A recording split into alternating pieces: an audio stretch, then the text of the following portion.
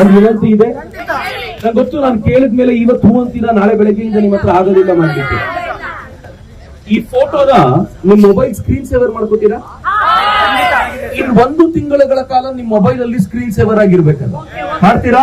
ಬೆಳಗಾಗಿ ಎದ್ದ ತಕ್ಷಣ ದೇವ್ರ ಫೋಟೋ ನೋಡಬೇಕು ಅಂತ ನಮ್ಮೆಲ್ಲರ ಮನಸ್ಸಿನಲ್ಲಿದೆ, ಗೊತ್ತು ನನಗೆ. ಒಂದು ದಿನ ಮಾಡ್ತೀವಿ, 2ನೇ ದಿನ ಬೆಳಗ್ಗೆ ಯಾಕೆ ಈ ಫೋಟೋ ಅಂತ ತೆಗಿತೀವಿ.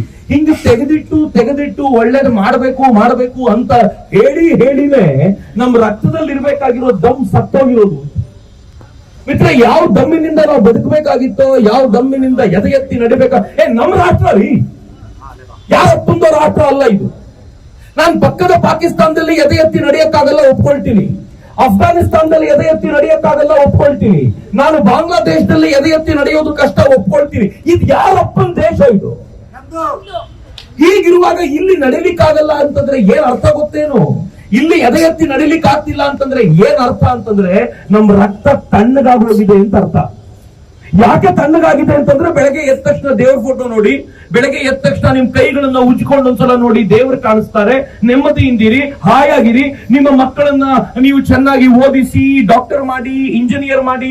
ಒಬ್ಬನೇ ಮಗ ಇದ್ದಾನೆ, ಅವ್ನ್ ಚೆನ್ನಾಗಿ ನೋಡ್ಕೊಳ್ಳಿ. ಅವ್ನ್ ಕಾಲಿಗೆ ಒಂದು ಗಾಯ ಆದ್ರೂ ಕೂಡ ಕಣ್ಣೀರು ಸುರಿಸ್ಬಿಡಿ ಕೊಡಗತ್ಲೆ ಅಂತ ಹೇಳಿ ನಾವ್ ಹೇಗ್ ಬೆಳೆಸ್ಬಿಟ್ಟಿದೀವಿ ಅವ್ರನ್ನ ಅಂತಂದ್ರೆ, ಮುಟ್ಟಿದ್ರೆ ಮೆತ್ತಗಿರೋ ತರ ಬೆಳೆಸ್ಬಿಟ್ಟಿದೀವಿ ಅಂತ. ಈ ಕಥೆಗಳು ಬಂದ್ರೆ, ಟಿವಿನಲ್ಲಿ ಬಂದ್ರೆ ಮಕ್ಕಳಿಗೆ ಏನ್ ಮಾಡ್ತಾರೆ ಗೊತ್ತಾ? ಮಗು ಇದ್ ನೀನ್ ನೋಡ್ಬಾರ್ದು, ನೀನ್ ಒಳಗ್ ಹೋಗು, ಇದ್ ನಾವು ಮಾತ್ರ ನೋಡ್ತೀವಿ ಅಂತ. ಯಾವ ಹುಡುಗನ ತಂದೆ ತೀರ್ಕೊಂಡ್ರೋ ಆ ಹುಡುಗ ಟಿವಿಯಲ್ಲಿ ಇಂಟರ್ವ್ಯೂ ಕೊಡ್ತಾ ಏನ್ ಹೇಳ್ತಾನೆ ಗೊತ್ತಾ? ನಮ್ಮನ್ನು ಕರೆದ್ರು, ಗುಂಡಿನ ಸದ್ದು ಕೇಳ್ತು, ನಾನು ನಮ್ಮ ಅಪ್ಪ ಎಲ್ಲ ಮುಚ್ಚಿಟ್ಕೊಂಡ್ಬಿಟ್ವಿ. ಆದ್ರೆ ಹೇಗೋ ಟೆರರಿಸ್ಟ್ಗಳು ನಮ್ಮನ್ನ ಗುರುತಿಸಿದ್ರು, ನಮ್ಮನ್ನೆಲ್ಲ ಆಚೆ ಕರೆದು ಹೇಳಿದ್ರು, ಇದರಲ್ಲಿ ಹಿಂದೂಗಳು ಯಾರು, ಮುಸಲ್ಮಾನ್ ಯಾರು, ಪಕ್ಕ ನಿಂತ್ಕೊಳ್ಳಿ ಅಂತ. ಹಿಂದೂಗಳನ್ನ ನೋಡಿ ಕೊಂದ್ರು ಅಂತ ಆ ಪುಟ್ಟ ಹುಡುಗ ಹೇಳ್ತಾನೆ.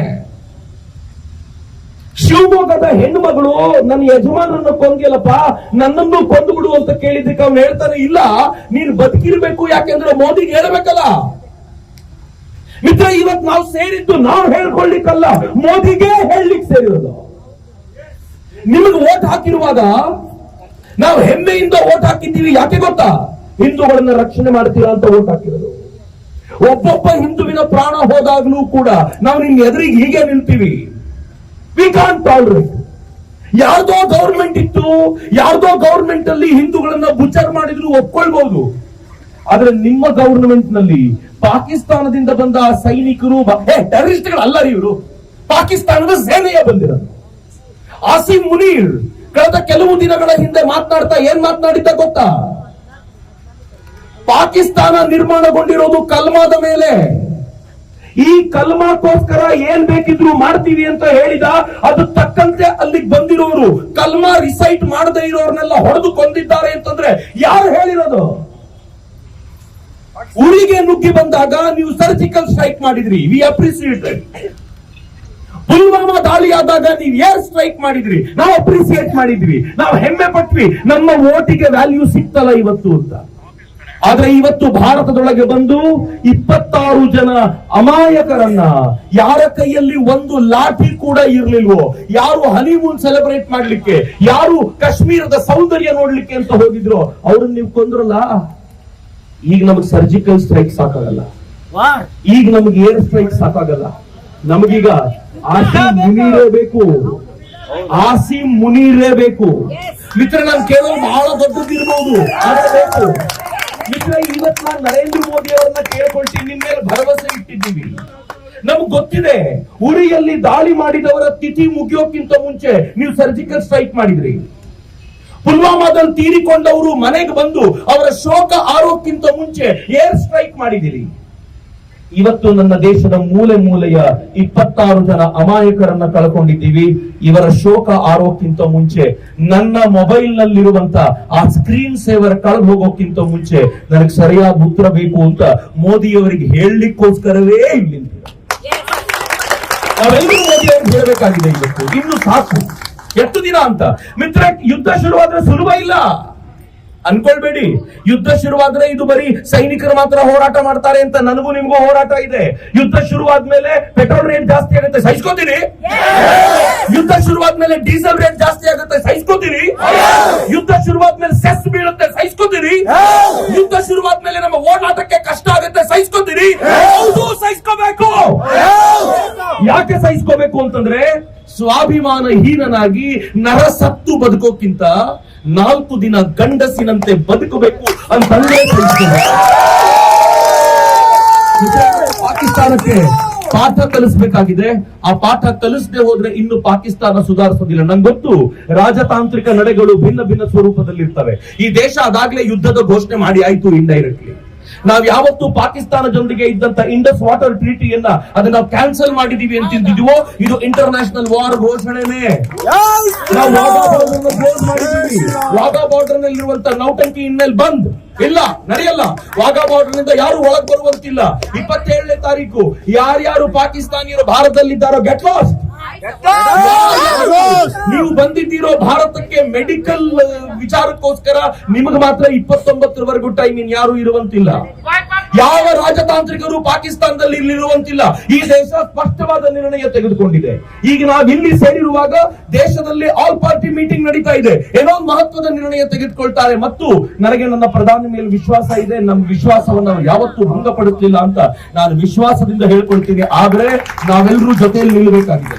ಈ ದೇಶದ ಪ್ರಧಾನಿಗೆ ಹೇಳೋಣ, ನೀವು ತೆಗೆದುಕೊಳ್ಳುವ ಎಲ್ಲ ಘನಿಷ್ಠವಾಗಿರುವಂತ ನಿರ್ಧಾರಗಳಿಗೆ ನಾವು ಮೂಲೆ ಮೂಲೆಯ ಜನ ಬೆಂಬಲ ಘೋಷಿಸ್ತೀವಿ ಅಂತ. ಘೋಷಿಸ್ತೀರಾ?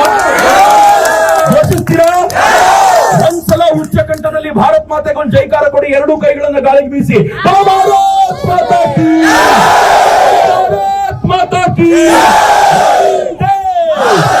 ವಂದೇ ಜೈ ಹಿಂದ್, ಜೈ ಹಿಂದ್. ಮಿತ್ರ, ಈ ಒಗ್ಗಟ್ಟು ಹೀಗೆ ಇರಬೇಕು. ಜಾತಿ ಮತ ಪಂಥಗಳನ್ನು ಮರೆತು ಒಟ್ಟಾಗಬೇಕು. ಚುನಾವಣೆ ಬಂದಾಗ ನಮ್ಮನ್ನು ಜಾತಿ ಹೆಸರು ವಿಭಜಿಸ್ತಾರೆ. ನಮ್ಮನ್ನು ಜಾತಿ ಗಣತಿ ಮಾಡಿ ಚೂರ್ ಚೂರ್ ಮಾಡಿ ಒಂದೇ ಮತದವರು ಜಾಸ್ತಿ ಇದ್ದಾರೆ ಅಂತ ತೋರಿಸುವಂತ ಪ್ರಯತ್ನ ಮಾಡ್ತಾರೆ. ಈ ಸಂದರ್ಭ ಮಾತ್ರ ನಮ್ಮನ್ನು ಭಾಷೆ ಹೆಸರಲ್ಲಿ ವಿಭಜಿಸ್ತಾರೆ. ಮಿತ್ರ, ಇವತ್ತು ನಾವೆಲ್ಲರೂ ಒಂದಾಗಿ ನಿಂತ್ಕೊಳ್ಳೋಣ. ಭಾರತದಲ್ಲಿ ಮಹಾರಾಷ್ಟ್ರದವನಿಗೆ ತೊಂದರೆ ಆದ್ರು, ಕೇರಳದವನಿಗೆ ತೊಂದರೆ ಆದ್ರು, ಉತ್ತರ ಪ್ರದೇಶದವನಿಗೆ ತೊಂದರೆ ಆದ್ರು, ಕಾಶ್ಮೀರದಲ್ಲಿ ಒಬ್ಬ ಭಾರತೀಯನಿಗೆ ತೊಂದರೆ ಆದ್ರೂ ಅದು ನನಗಾಗಿರುವ ತೊಂದರೆ ಅಂತ ಭಾವಿಸೋ ಜೊತೆಯಲ್ಲಿ ನಿಲ್ತೀವಲ್ಲ, ಅದು ರಾಷ್ಟ್ರ ಕಟ್ಟುವ ಲಕ್ಷಣ. ಯಾವ ತರುಣರು ಇಲ್ಲಿ ಬಂದಿದ್ದೀರೋ ಸುಮ್ಮನೆ ಕೂತ್ಕೋಬೇಡಿ.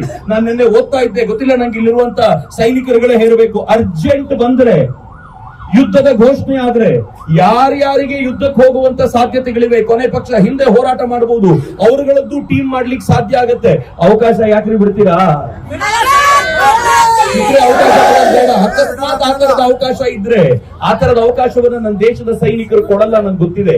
90,000 ಸೈನಿಕರನ್ನ ತಮ್ಮ ಕಾಲ್ ಕೆಳಗೆ ಇಟ್ಕೊಂಡು ಹೊಸಕ್ಕೆ ಹಾಕಿದ ಸೇನೆ ನನ್ನ ಭಾರತೀಯ ಸೇನೆ.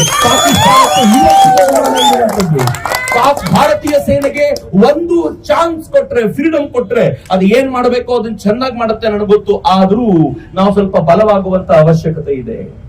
ಎದುರಿಗಿರೋ 4 ಜನ ಅವರು ಬಂದು ನಮ್ಮನ್ನ ಅಟ್ಯಾಕ್ ಮಾಡಿ ನಮ್ಮನ್ನು ಕೊಂದು ಹೋಗ್ತಾರೆ ಅಂತಂದ್ರೆ ನಾವು 40 ಜನ ಹೆದರ್ಕೊಂಡು ಕೂತಿರ್ಬೇಕಂದ್ರೆ ನಮ್ಮೊಳಗೊಂದು ತಾಕತ್ತನ್ನು ಗಟ್ಟಿ ಮಾಡ್ಕೊಳ್ಳೋದು ಬೇಡವಾ? ಮಿತ್ರ, ಇದು ಒಳ್ಳೆ ಅವಕಾಶ. ಈ ಸಂದರ್ಭವನ್ನು ನಾವು ಬಿಡೋದು ಬೇಡ.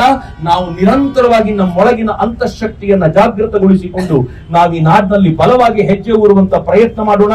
ನೀವೆಲ್ಲರೂ ಇದಕ್ಕೆ ಜೊತೆ ನಿಲ್ತೀರಾ ಅಂತ ಅತ್ಯಂತ ಕಳಕಳಿಯಿಂದ ಭಾವಿಸ್ತಾ ನಾನು ನಿಮ್ಮೆಲ್ಲರಿಗೂ ಹೃತ್ಪೂರ್ವಕವಾದ ಧನ್ಯವಾದಗಳನ್ನ ಮತ್ತು ಅಭಿನಂದನೆಗಳನ್ನ ಸಲ್ಲಿಸ್ತೀನಿ. ಒಂದ್ಸಲ ಮತ್ತೊಮ್ಮೆ ಉಚ್ಚ ಕಂಠದಲ್ಲಿ ಇಡೀ ಬೆಂಗಳೂರಿಗೆ ಕೇಳಿಸುವಂತೆ, 1 ಕೋಟಿ ಜನರ ಕಿವಿ ಗಡಚಿಕ್ಕುವಂತೆ ಒಂದ್ಸಲ ಜೋರಾಗಿ ಘೋಷಣೆ ಕೊಡಿ. ಭಾರತ್ ಮಾತಾ ಕೀ, ಭಾರತ್ ಮಾತಾ ಕೀ, ವಂದೇ ಜೈ ಶ್ರೀರಾಮ್, ಜೈ ಶ್ರೀರಾಮ್, ಜೈ ಶ್ರೀರಾಮ್, ಜೈ ಹಿಂದ್.